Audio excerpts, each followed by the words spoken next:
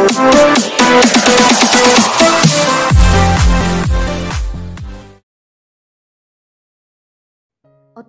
napabaling ako sa batang babaeng katabi nito. Halata namang kinakabahan lang ang bata, kaya niya nagawa yon. Sino ba naman kasi ang hindi matatakot sa galit ng mukha ng lalaking yun? At bakit tinadamay niyang mga katulong sa problema niya sa kumpanya? Nakatungo pa rin ito at halatang kinakabahan. You shouldn't have scolded her. Mas tinakot niyo lang ang bata sa ginawa niyo. I said, pasensya na po ma'am, hindi na humauulit. The woman apologized. Napatango na lamang ako. Ako nang maghahatid niyan. I volunteered na ikinailing naman ang ginang. Hindi po pwede ma'am, kami na po ang bahala. No, it's fine. Ako na. Kakausapin ko rin kasi siya. Pamimilit ko pa kaya sa huli na pa-oo ko rin silang dalawa. Damn him. Bahala na. I will just throw this stuff right on his face. All I wanted is to help them at nang hindi sila masigawan ng lalaking yon. Dahil panigurado na maninigaw at maninigaw pa rin yun kahit na wala silang ginawang mali. Naiinis man ngunit nagawa ko pa rin buksan ng may pag-iingat ang pintuan. No, of course. I won't accept that. Reject that bullshit, Gonzales. Iyan kaagad ang narinig ko habang pabukas ng pabukas ang pintuan. Nakita ko itong nakatayo patalikod sa direksyon ko, kaya hindi ako nito napansin. Painis nitong inilagay ang cellphone sa lamisitang katabi lamang ng kama. Ngunit ilang saglit pa'y tumunog ulit ito. Without looking at it, he answered the call. What again? Mia. I stopped when I heard that name. Parang tsismosong naningkit ang mga mata ko at tahimik na umatras upang hindi nito mapansin at nang marinig ang pag-uusapan nila. Why did you call?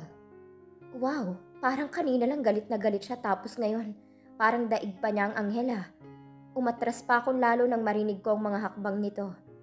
I'm busy. I can't accompany you. He posed. Bakit ba kasi? I still have many things to do rather than talking, Mia. He added.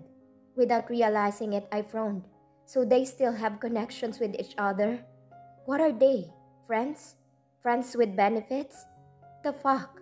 He just told me that the woman is married and already has a child. So what are they up to?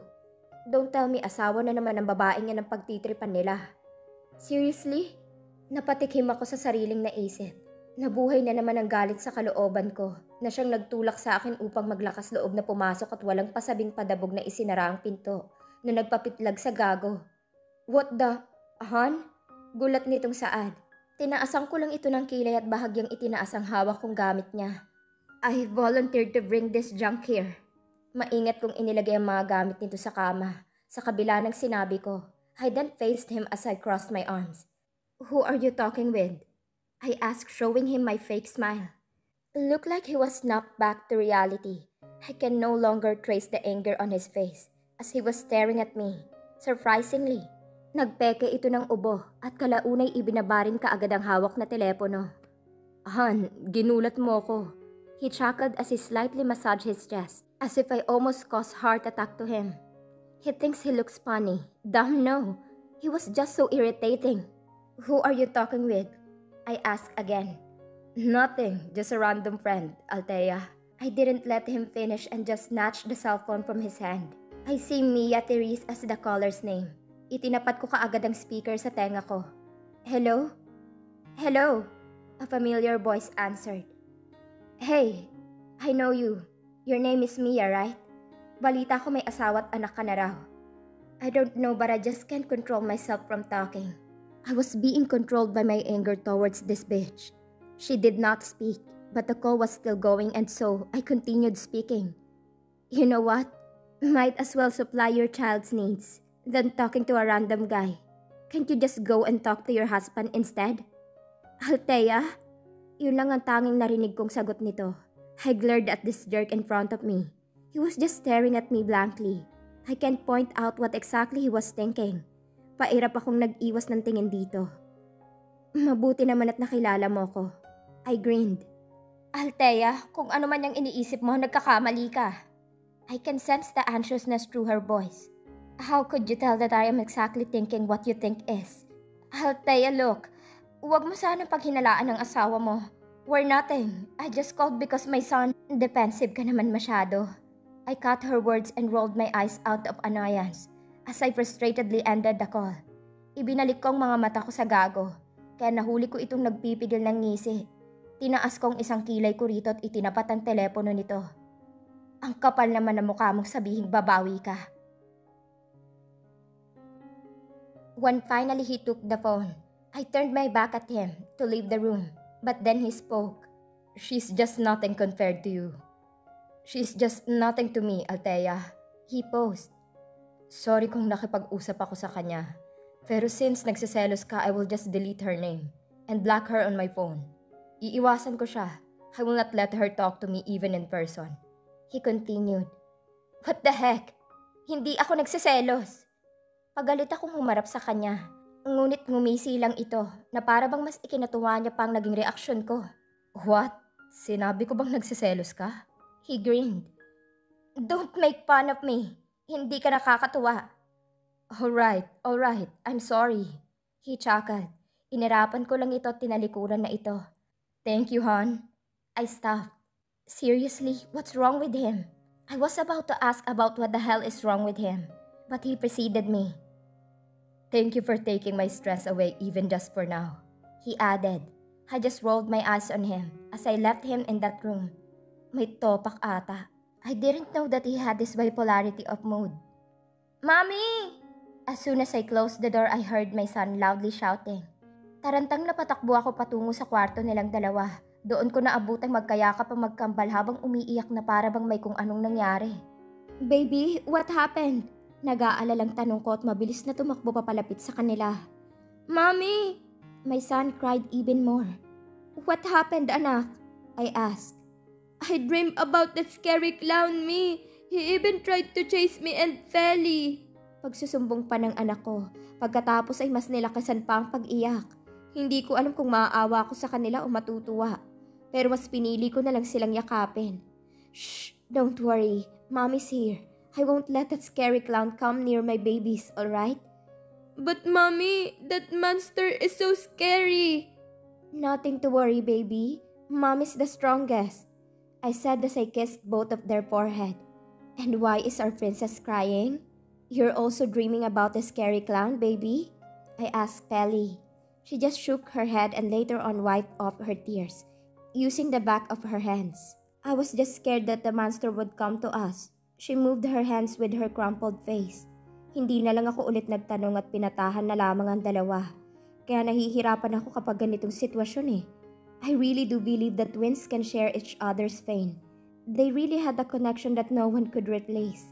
Maski ako. Feeling better? I asked. They both nodded as an answer. Paminsan-minsan pa silang tumitingin sa likuran ko na para bang sinisigurado talaga nilang wala talaga sa paligid ang napapanaginipan nila. Babies, that was just a dream. You don't have to be scared. Hindi totoo yun, okay? I said to at least lessen their uneasiness. They again nodded. Good.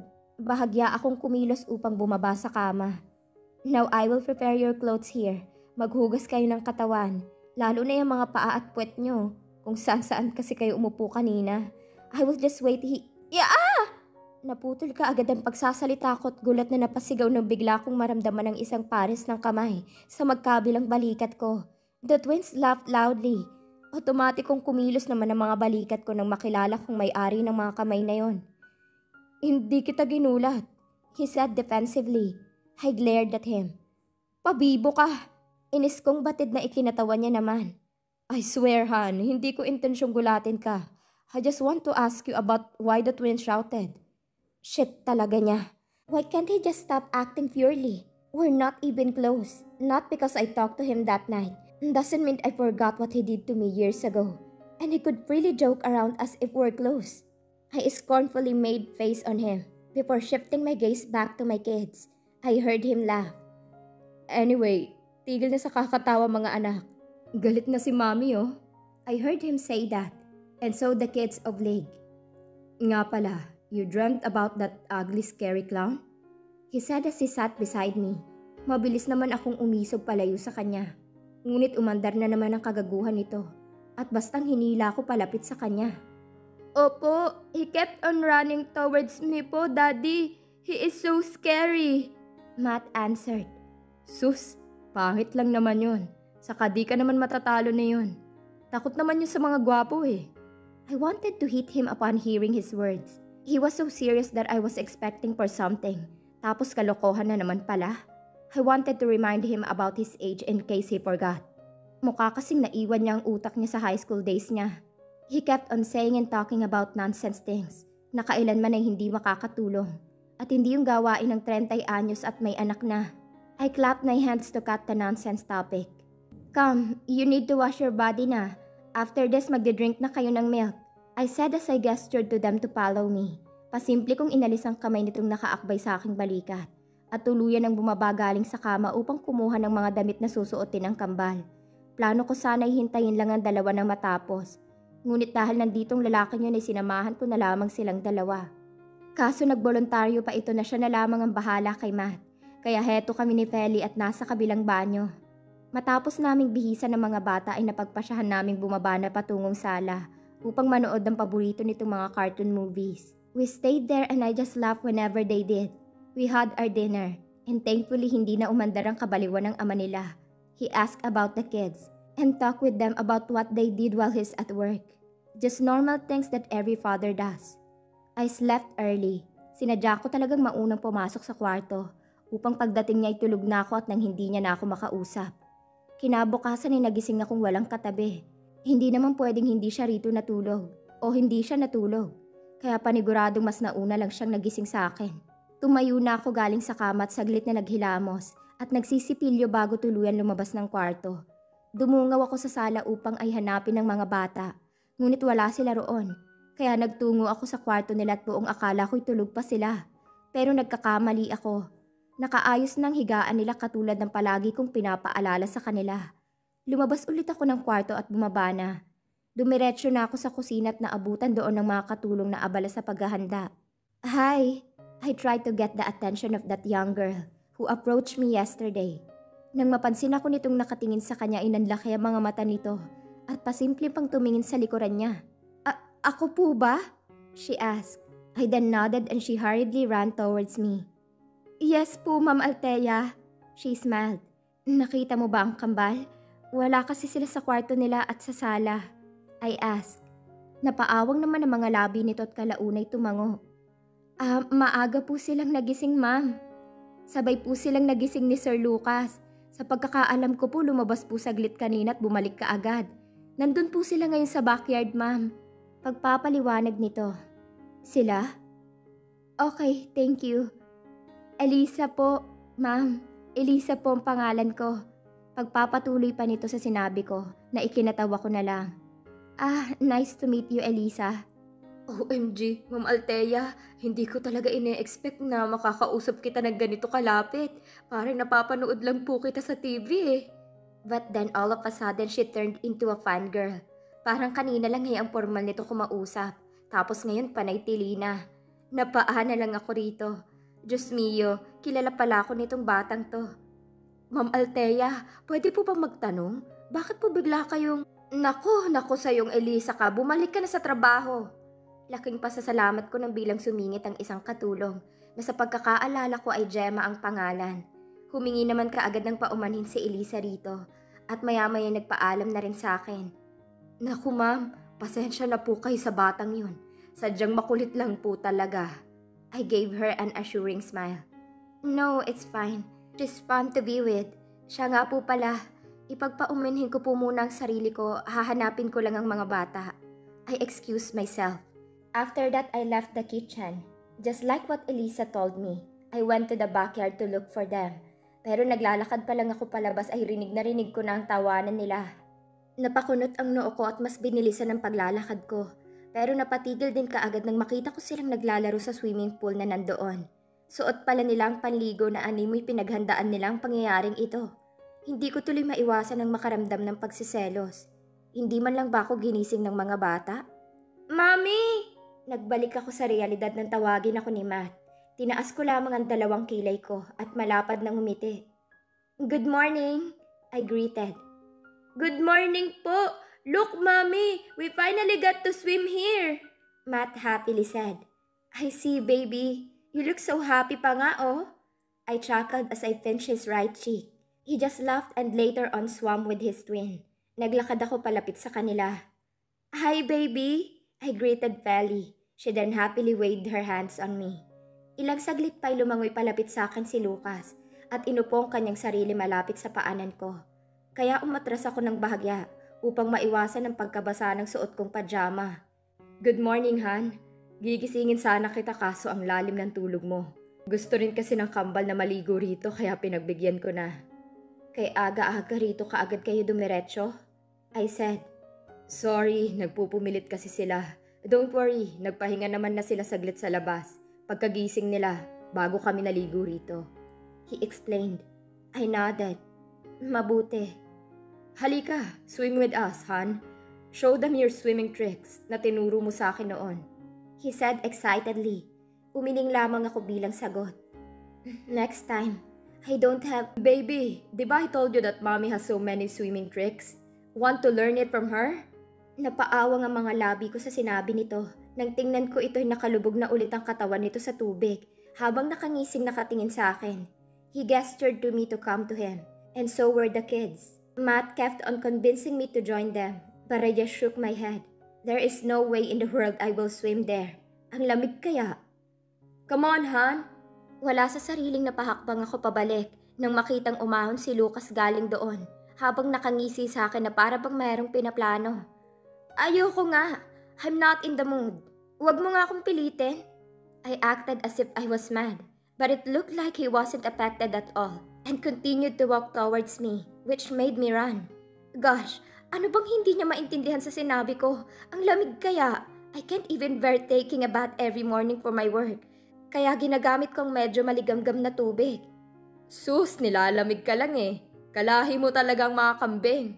Pangaasar pa nito habang patuloy pa sa paglapit sa akin.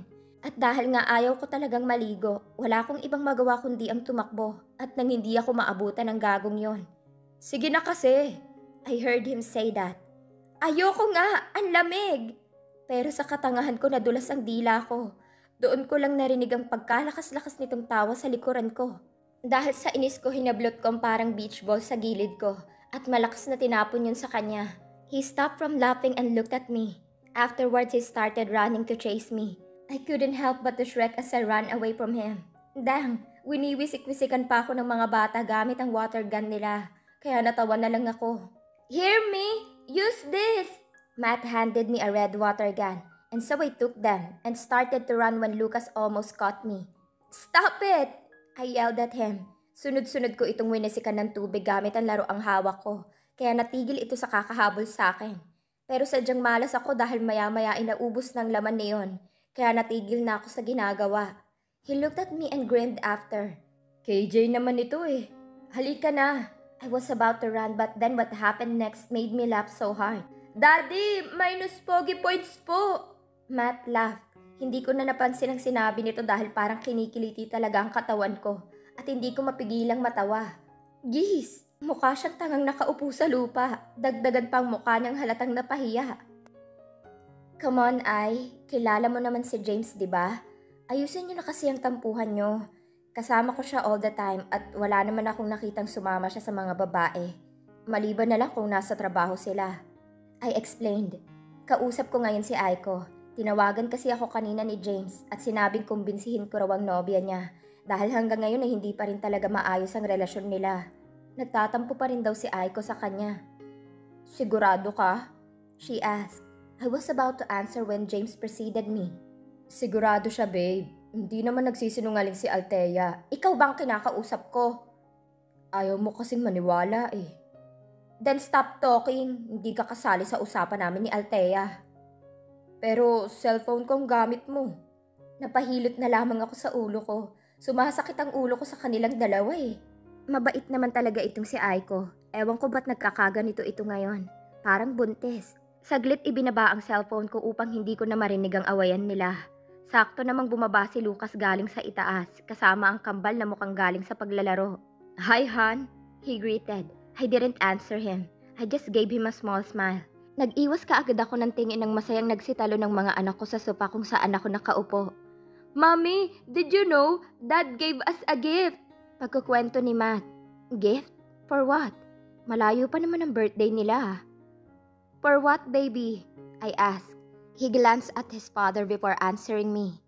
For our birthday, Mi! Masayang sagot ng anak ko. Birthday? Sumiplat ka agad ako sa ama nito.